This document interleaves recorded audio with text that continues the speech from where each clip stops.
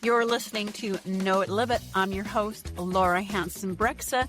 Each week I have an insightful conversation with a fascinating person who shares their life mission, determination, passion, principle, or spiritual journey. Today we're talking to Maryam Uloho, someone I greatly admire. I met Maryam in the large pink Sister Hearts thrift shop years ago, I think in 2019.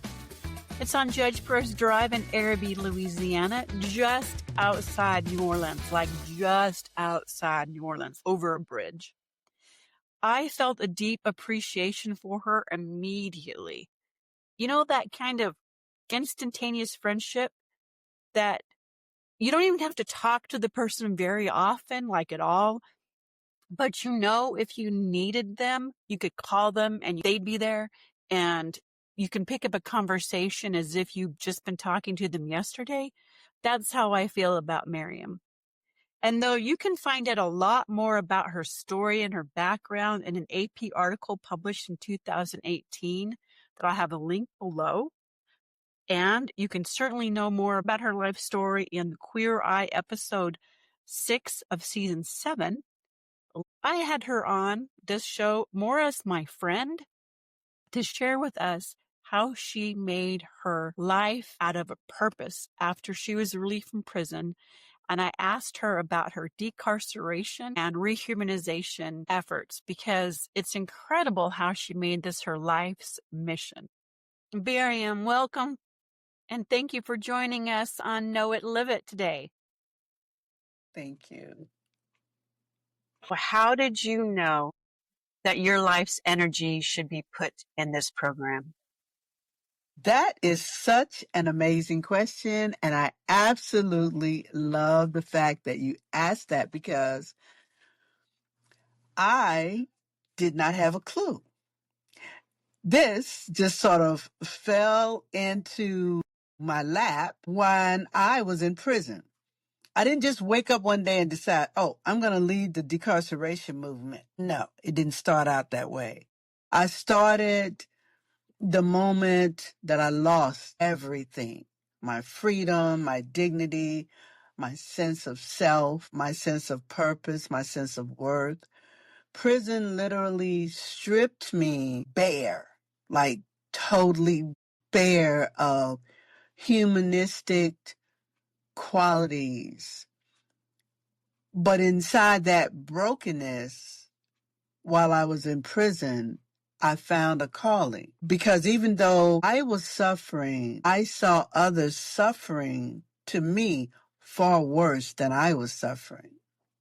And I knew that I needed to create something that would not just help me recenter myself, but to help other people recenter themselves and to re-enter society, but more than anything, to re-enter themselves, their humanity, their dignity, their purpose, and seeing their trauma, seeing how lost they was in trying to understand that trauma. That's what gave birth to Sister Hearts, because I realized there was not a language for what was happening to people inside prison. And I needed there to be a language in order to communicate to the people. Because if there's no language, how do you expect us to communicate? And prison trauma had no language. So decarceration became the language for us as formerly incarcerated, prison history, to be able to communicate our pain, our iniquities, our vulnerabilities, our hurt, frustrations, and chaos. Decarceration became that language. That's it. It's fascinating for as long as there's been imprisonment that there's no language. But if you think about it now. Think about it for a second. When people go to prison, get out of prison, how do we communicate? Well, we don't know who's been to prison of those around us. Do you know why? Well, no, I don't know why. Tell me. I have no idea. Because in prison, we're taught and we're trained that it's something to be ashamed of. So let you know, we don't tell you. When we get out of prison, society comfortably tucks us under a rug, and that's where we stay. So I'm going to ask you this a little bit later, but I did want to connect the question. You have healing out loud and community as the medicine, and I wanted to connect those a little bit later. But first, I wanted to ask you, what have you done with the obstacles that have come along your way as you've established Sister Hearts? And you might need to tell us a little bit about what Sister Hearts is as well. Sister Hearts is very simple. Sister Hearts are women that I met in prison. Those women was there for me. They stole medicine for me when I was sick. They stole food for me when they wouldn't feed me. They wiped my tears when we weren't allowed to touch. They hugged me when we weren't allowed to touch. They consoled and comforted me when we weren't allowed to even be kind to each other. They picked me up when I had been knocked down. They stood beside me when I was being persecuted. Those women became my family. They became a lifeline for me. And if someone were to tell me not to love those women simply because they're convicts or they're inmates or they're less than or they've been discarded and disregarded, it would be like taking a piece of my heart out of my chest, and I would cease to exist with half a heart. So to remind me of those women's struggles and those women's love for me, and it's those women's shoulders that I stand on today, I call that love and those women Sister Hearts, because there's no language for the camaraderie that's developed for prison, especially for women. I don't know about the men, but there's no language. So a Sister Heart is a woman that you meet in your lifetime. She's closer to you than your blood sister. She's closer to you than a BFF. And there's no language for the love that you have for her. You don't do anything that's going to violate her trust, her honor, her integrity, her morals. You don't do any of those things against her. So the language for that type of love is what I call Sister Hearts. I just want to sit in that for a minute. Yeah. Yeah. And so you would be an example of what a Sister Heart is. Because no matter how society has looked down on me, has discarded me, has done all kinds of things, you still stood there beside me with honor. I mean, if someone didn't know, you would think that I had the same, I was on the same level with a princess or a queen or somebody, because you never one day turned your back on me. And even though that is very spiritual, but we have to develop language for our pain.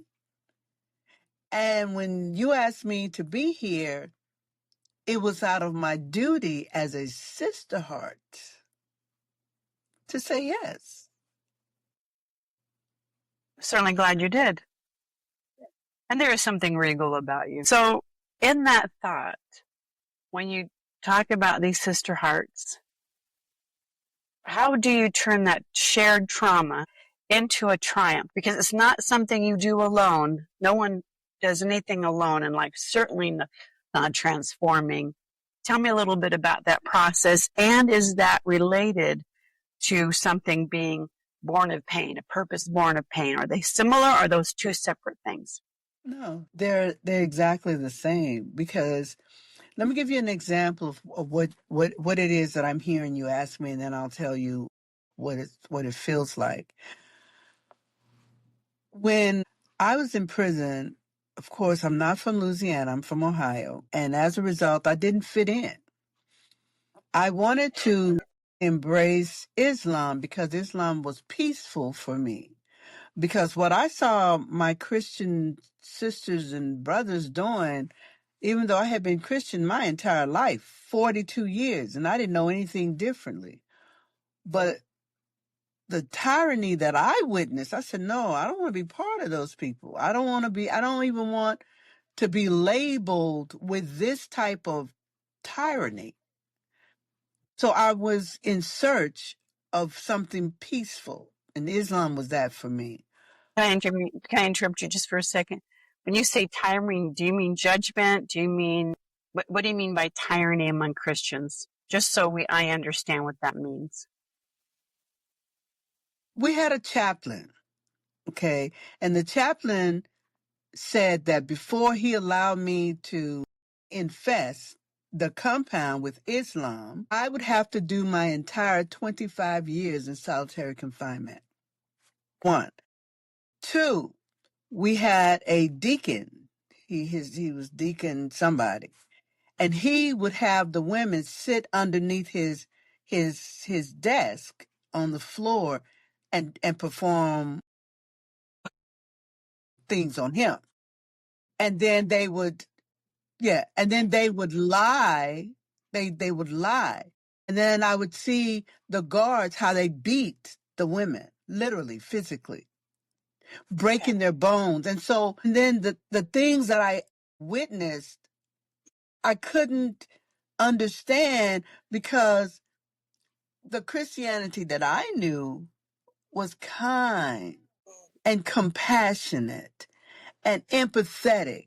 And that's how I grew up. That's all I knew. I didn't know this dark side, and I didn't want to be identified with it. Thank you for explaining that. It was a little unclear, but now I get the picture. So you're in prison, you're seeing these men in power that were acting like Satan, not like God. And then you found another way that was much more peaceful.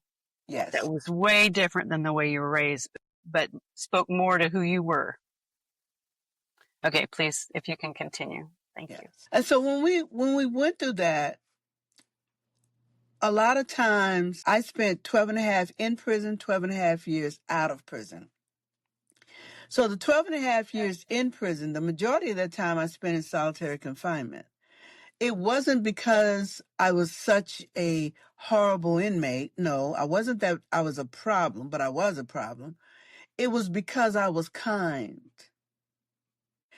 And I refused to give up my right to worship in peace. I refused to. I had lost my freedom, but I didn't lose my freedom to religion. And so no one could dictate and tell me that I could not pray 20 times a day if that's what I chose to do. And I filed a federal lawsuit on religious freedom and won. The only inmate ever. And won. So all the women could worship in accordance to however they believed. And I believe that's what we should do as human beings. You know, we're not all the same. And so the women, they're the Buddhists, the Hinduists, the Muslims, the Jehovah's Witnesses, and they could all worship in accordance to whatever they believed. My job was simply to love them as humans. That's it. And I did that. That was simple for me. But what I saw, the torture that I saw, the abuse that I saw, I didn't even think women, especially women, could be treated with so much brutality. It was so much for my brain to even conceive. My heart literally tore. Literally. That was my first heart attack. Yeah, it wasn't easy to go through it at all. But the pain that I endured while there, it was so inhumane that I knew that there had to been a higher power, because I was witnessing women commit suicide. I was witnessing them attempts. They would rather be dead than to endure the pain that we went through. But one thing they could not take from me, and that was my integrity. I wasn't releasing that. I wasn't relinquishing that, because I know that I had a purpose. I didn't know what it was for. And I used to say, I'm not in prison because Some people say, well, I did this or no, I'm not here because. I'm here for a cause. That's what I'm here for. And I love that. yes. And that cause materialized into decarceration, if that makes sense to you. And so decarceration became the language, the universal language of those that were in prison. For us in prison, if you incarcerate a person where you dehumanize, demoralize, desensitize, desocialize, demarginalize, and then demonize them upon release, where do we go to get that back? How do we get that back? You go to Maryam. It didn't exist. And so decarceration is where we have learned to go. And that's why the movement is so powerful, because it's not about me. It's not about anybody in particular. It's about themselves. It's about us. So what I do when I go to the prisons and teach, I'm not teaching about my story or how evil prison is. No, I'm talking about you. What is your purpose? Let's find the good in you. You've only been groomed to see the darkness, the evil, the bad. That's not my job. You know that. You got that. That's why you're in prison. But I'm here to show you your light. Let's shine now. Let's be an asset to our community instead of being a predator. So let's reprogram ourselves. And so that's the language of decarceration. That's our language. Healing, self-awareness, spirituality, integrity, morals, character, truth, trust, honesty, transparency. That's decarceration. I don't hide under the rug. So the triumph that people see today has come from severe pain. And so I just bottled all that pain and anguish. I bottled it all up and put a ribbon on it. And I'm gifting it back to society in the form of decarceration. Is that part of the healing out loud? The out loud part is having language, not being ashamed, part of the community. And what is community to you?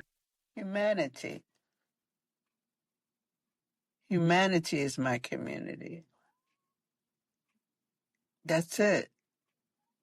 It's not gender, it's not race, it's not religion. It's humanity. As a human being, that's it. You can help someone who is a thief all their life. They steal their roommate's clothes. They cheat at work. They steal their whole life. Never get caught. That person could have stole something once and they go to prison. But who do we treat as if they're dishonest and a thief? There are some people that are better than some other people, I'm gonna tell you, because there's some things that some of my peers is capable of doing. I'm better than that. I'm just not gonna do that. I'm not. You can't pay me. I'm not doing it. I'm just not doing it. You know, it might be okay for you to go behind a dumpster and do the most disgusting, despicable thing with some total stranger. I'm not doing that, Laura. Brag about that like it's something honorable. That's who you are and that's what you want to do and you feel the need to. That's fine. But that's not who I am. So we're not even going to pretend. Laura, the woman that you are today, there's some things you're not going to do. Mm-hmm. You're just not going to do it. Mm-hmm. But another person would have no problem doing it. Laura, you're better than that. I see. And because you're better than that, it's not to put you on such a me, myself, and I pedestal. I'm holier than that. No. But your integrity comes in stages and levels. So integrity is not on the same level. We're not all on the same level. Okay, gotcha. And that's a period. Because there are some women that I was in prison with, I don't want them to be my neighbors. I don't want them to be my neighbors. And then there's some women that was in prison, and I could see why prison was designed. Because some of them, y'all need to be here.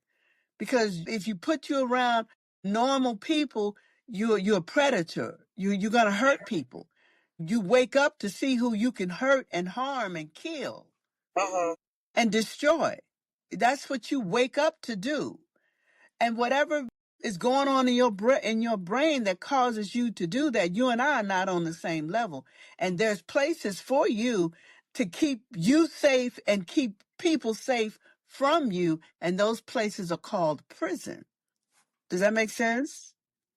And that's just a period. So we're not really judging anyone. And when I go inside the prison, my job is to work with the worst of the worst. That's what I do. And Laura, I'm going to tell you, sometimes I go inside their head and it's so dark in there. I'm petrified. But I understand I'm that light. So I have to love them in spite of. Does that make sense? Yes, it does. I just have to love them. I still want to talk to them. Why do you feel the need to stab your roommate? Then what is that going to do for you? And so it's my job to help you analyze your own darkness. In order to bring you out of it, you have to walk through it. And so my mission is that I hold your hand and show you the way out. Okay. So I went into prison and I've been able to come out, but now I know the path out. And so decarceration is the language that has been developed for all those that want to come out, but not all want to come out. They're very quite content being right there. Does that make sense? Absolutely. And not all can or should come out. And thank you. Absolutely. You know, I'm not the one that is saying there should be no prisons. I'm the last person that would say a thing like that. Because there are some people, they should not be around just regular people, because prison literally develops predators, literally. When you dehumanize a human being, completely dehumanize, why do you think it's so easy for a person to take a gun and just put it up to somebody's head and fire it? Laura, you couldn't do that. They would have to kill you before you did that.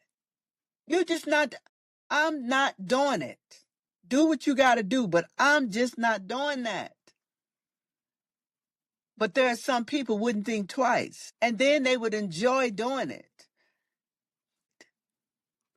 I still recoil at the idea of a prisoner being treated the way you've described, even if they've done those actions. It still makes me sick. You are correct, Laura.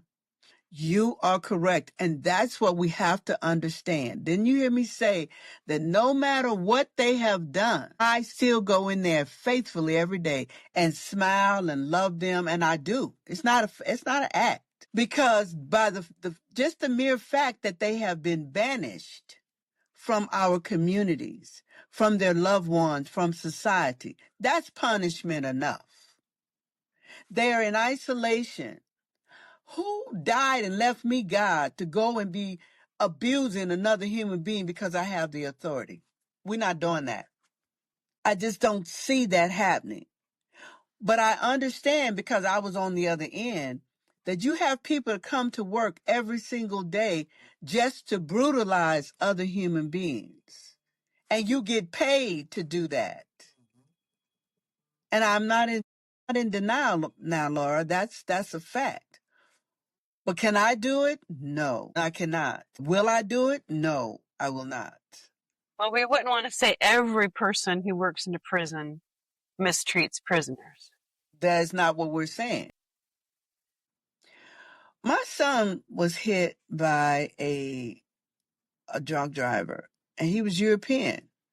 And that was my firstborn child, and I lost my son. I'm sorry. Was I angry? I can't even begin to tell you how I felt, okay? And still do.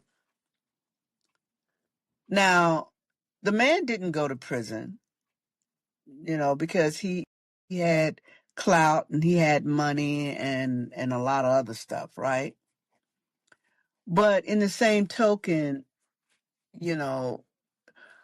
for whatever the reason, it was an accident. It was an accident. But had he gone to prison, I don't want the guards to just beat him because he's there. I don't want them to not feed him because he's there. I don't want them to do evil things to him. I don't want that. I just don't. I just don't. Even though he killed my child, I don't want that, Laura. I don't. And I can honestly say that because I've lived with those perpetrators, and they are human too. Yes, they did some evil things, but they're still human and deserving. They are deserving to be cared about as a human. They are deserving of that because, the Bible has taught me, Jesus went to the prisons. He went to the jails to visit. I don't want to suffer people. I don't derive any pleasure. Even if the person have killed 100 people.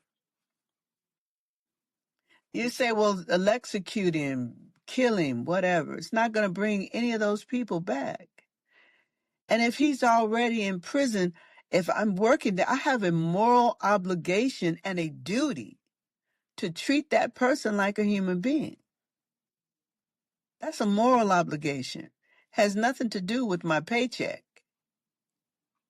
Does that make sense? It does. Yeah. It does indeed. I know that may sound very contradictory because, I was brutalized in prison. I lost my teeth, and knocked it out, fractured my ribs, knocked my shoulder out of place. I was raped and beaten, and it was just horrible for me. But do I wish ill on any of them? No. And I go back into prisons. I go back. Is that hard for me? Yes. Laura, it's very difficult. It is very difficult. Every time I see a uniform or a policeman wearing a gun, it triggers me.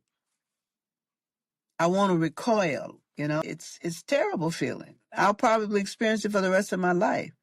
But I march up in there every single day because I know that I am the light for my peers that are in darkness. And I'm going to do that until, Universal God comes and says, okay, come on. It's time for you to come on home. I asked Maryam if we should ask people what they're in prison for.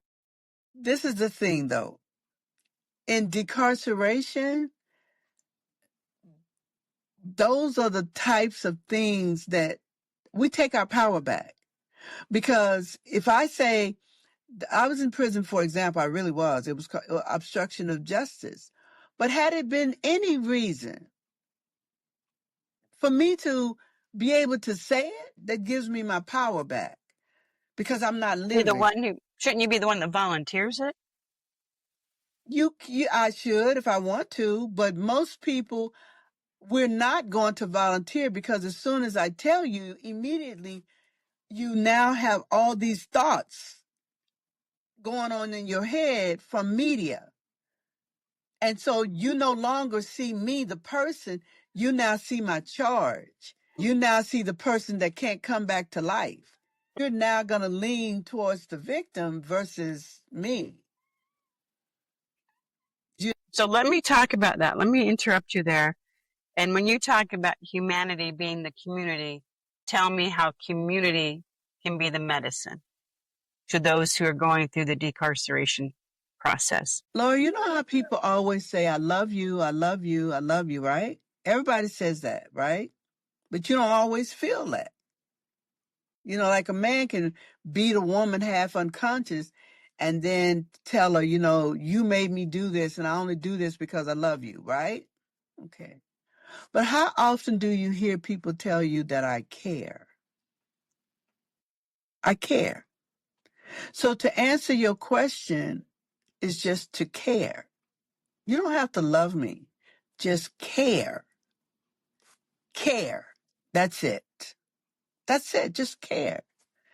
If we all cared about the well-being of each other, we would have fewer jails and prisons and crime.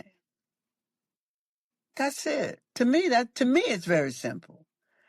You know, I want, for example, let's just say your son was outside being brutally beaten by a group of African American teenagers.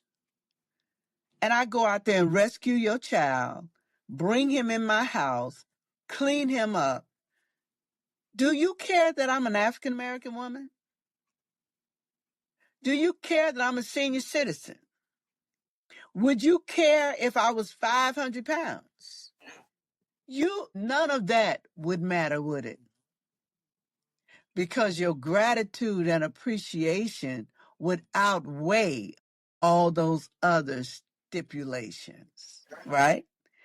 You would care entirely too much about the fact that I saved your child because you care. Yes, yes, yes. And that's just kind of how that feels to me. You know, a lot of people may say, well, Mary, you're racist. I'm like, okay, if you think I'm a racist, that's fine.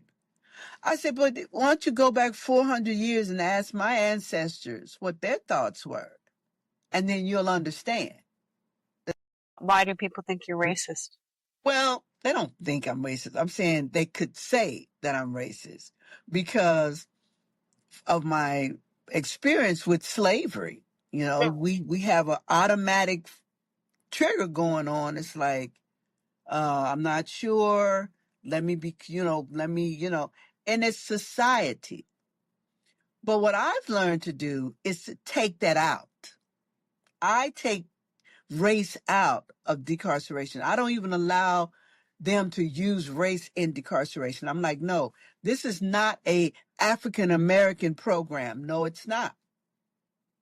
We're going to take gender, race, age, all of that. If you want to be transsexual, bisexual, resexual, whatever you want to be, you can be that. We're going to work with you. Were the guards that were in prison doing these horrendous things, were they generally white? No, they were not. To be quite honest with you, the majority of the guards are African American. And the European guards, they usually work up front, more security. They're like, no, we're not even going to be back here doing this. We're not going to do it. They have standards, a lot of them. In places like Louisiana, but now in other states where Europeans is more predominant, then I'm sure it's going to be different because I've seen a lot of videos where they have been quite abusive to their own people, as a matter of fact, not just to African Americans. But when you go to prison, though, race don't really have a lot to do with it. Because I don't know if you saw the situation where the young lady, the police officer, he threw her in the room with so much force. She hit her head on the concrete, the cement bed and busted her head. She has a steel plate in her eye. And she probably wasn't a good 99 pounds. And he was just, it didn't even make sense. But he did that to her. And I witnessed them beating a European. And it was a European guard that started beating her. And then the African Americans, they just joined in. But race is not a real big issue when they want to brutalize you. They just do it because you're human, not because of the color of your skin. It doesn't matter. Yeah. But if a person commits a crime that has nothing to do with hurting people. Why are we afraid? Because they've been to prison. Because we're criminals. If you weren't a criminal before you went to prison, you're sure going to be one when you get out. And that's a period. So we're just going to be afraid because they've been exposed to stuff. Are we right to be afraid? Yes. I need you to to use your instinct, because this is I'm just gonna say this. When I'm gonna speak for me, when I went to prison, I know that I was a very kind person. I may not have been nice all the time, but I know that I was kind. And I remember one time I gave a girl a peanut butter and jelly sandwich. I had to do 90 days on lockdown, solitary for that. I hugged a young lady because her 5-year-old daughter had been killed in a drive-by shooting.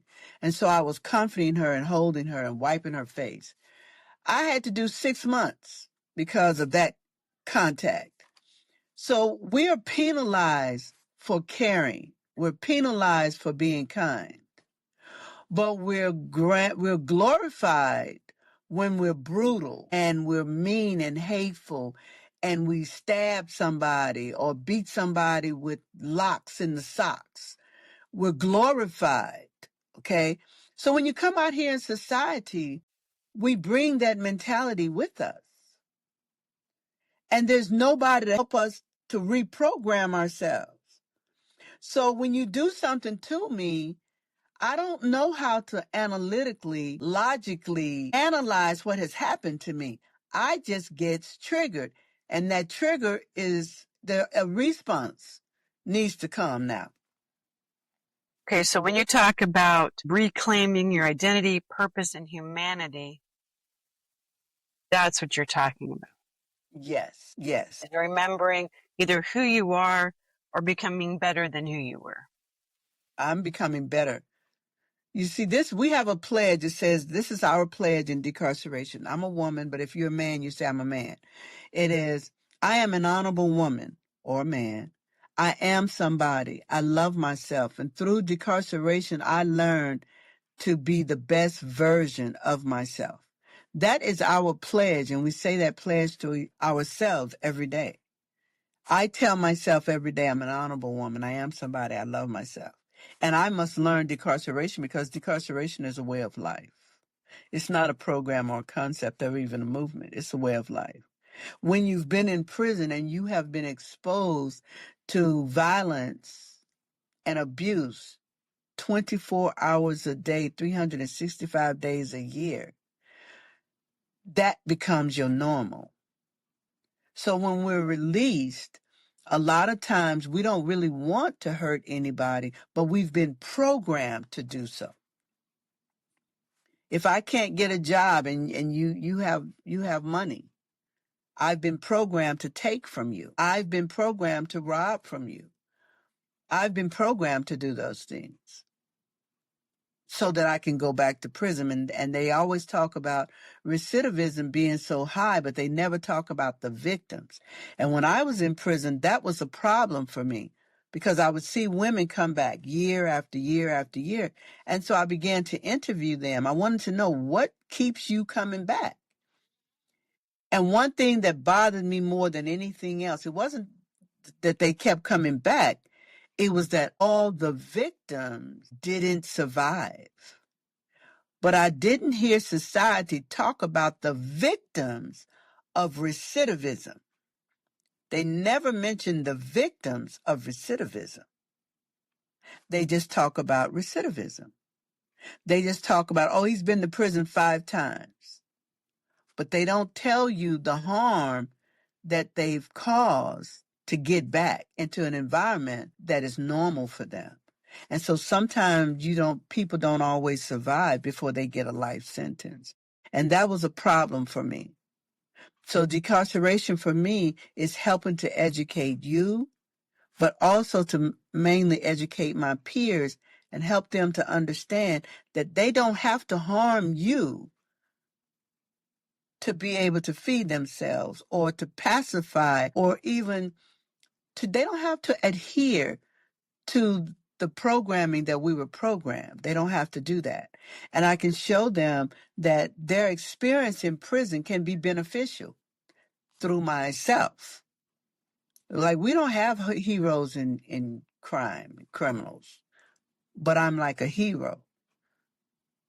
So I'm a hero, and I know that I'm a hero. So it's like they can look up to me because I was in prison, I was in solitary, I was not the model inmate. I could tell you, they know, they call me a general in prison. That's what they call me, general. And that comes with a lot of honor, a lot of honor. And it's not that I was trying to get honor, I was just trying to survive. All I was trying to do. But in that same voice, there was a lot of things that happened. I witnessed a lot of things that I should have never witnessed. My brain had to learn how to process the pain that I witnessed. My heart couldn't take it. My heart literally split. And when it mended back, it left scar tissue. And that scar tissue is very hard. And the doctor said it has taken years off my life expectancy. And I'm like, okay. So every day is a gift for me. It is a present, a real present. And so when I have an opportunity to be able to enlighten someone, I jump on it. I'm excited about that. And I don't know who may hear this podcast, but what I will say is that if you know someone that's been to prison, you yourself has been to prison. What they need to know about the person that has been to prison is suffering from firsthand prison trauma. But if you have a loved one or a family member that has been to prison and you are suffering from secondhand prison trauma, and a lot of people don't understand the secondhand because that doesn't even exist. But it's like you're doing time with the person. You live on pins and needles because you never know when you're going to get a phone call that your loved one has been stabbed or is dead or something has happened to them. You just never know. Or that your loved one has done something that's now going to cause them to have life in prison. You don't know. Sounds like a battleground. It is. It really is. And that's a good way of putting it. It's a battleground. And just like when the military goes into war and they suffer from PTSD, well, as formerly incarcerated, we have this thing, and I taught them, it's called pissed. It's like, because we're angry. We're angry. And so I teach how to turn that anger. Understand your anger. There's a language. Pissed is the fact that I'm really pissed and angry, but it's post-incarceration, incarcerated stress disorder. Yeah. It's called pissed. Yeah. That makes sense. How would you change prison? At least one thing you would change about it that would have a great impact. And tell me a success story. The one thing I would change about a prison is that if you incarcerate people, it should be mandatory that you decarcerate them before releasing them into society. That's the one. And then the example for what I'm saying is myself and all the other formerly incarcerated people that have gotten out of prison and have excelled, but they don't have a language for how they did it, why they did it, that they could communicate to the rest of us how it was done. And so decarceration is that language that I can now share with my peers as to how did I get from point A to point B, because I've documented. I have curriculum, books, presentations, and this is what I do every day. So it's interesting, but that's what I was saying. To answer your question, decarceration, myself, and all the other formerly incarcerated individuals that have gotten out and been successful. You ever take a vacation, Maryam? Yeah, but vacation is not the same as vacation for everybody, because no matter where I go, I'm going to talk about decarceration. It's interesting that you asked me that, because I have gotten so trained. I can see a person and I can tell you that person's been to prison. No, in my store, when people come into the store, when I used to be there all the time, they when they walk in, I could say, "Have you been to prison?" And they would always be like, "Yeah."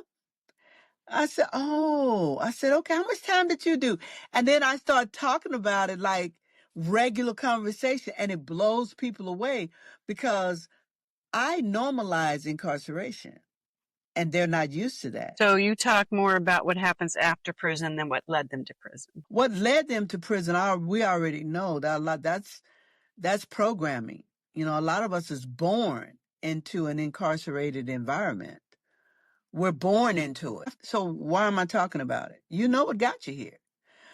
But that's not my job. My job is to take you from this point forward. That's decarceration. You got incarceration. You know that real well. You've been here 10 times. You got that down pat. But you don't know decarceration.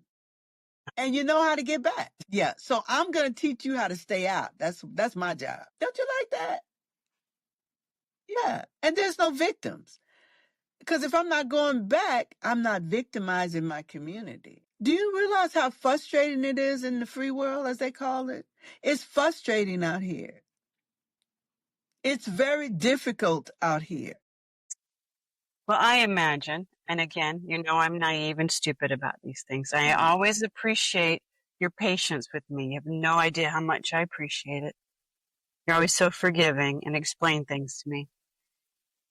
But I imagine so much changes happen between when you get booked into prison and when you're released, that you miss a lot. And so you come back in this different world.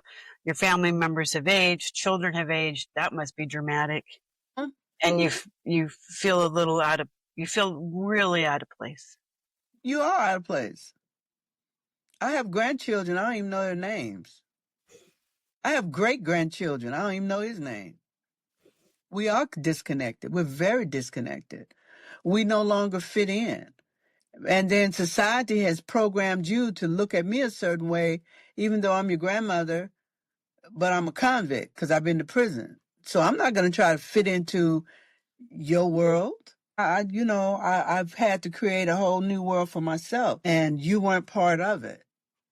And that's hard to say, but you weren't part of that world. So as a result of it, you know, I have to love you from a distance because I'm not going to. That's one of the biggest reasons that people go back to prison when they get out, because they try to fit in with their families, and it's the rejection of their families. Most of them go back because they was trying to get money for their families or prove a point to their families. And I'm like, no, that's why I didn't even go home to my children. I didn't go home. I stayed here in Louisiana. I'm from Ohio. One question I have for you, Laura, I would like to know what was so interesting for you as just a regular person to even want to interview or expose people to this particular type of trauma, because talking about prison is not a popular topic. And you need to know that. And a lot of people will have their opinions, but it took a lot of courage, you know, and we didn't even get into the emotional parts of it, you know, because we have to have tissue for that one, because that's like a real, you know, we just talked just roundabout. But what made you want to even go there?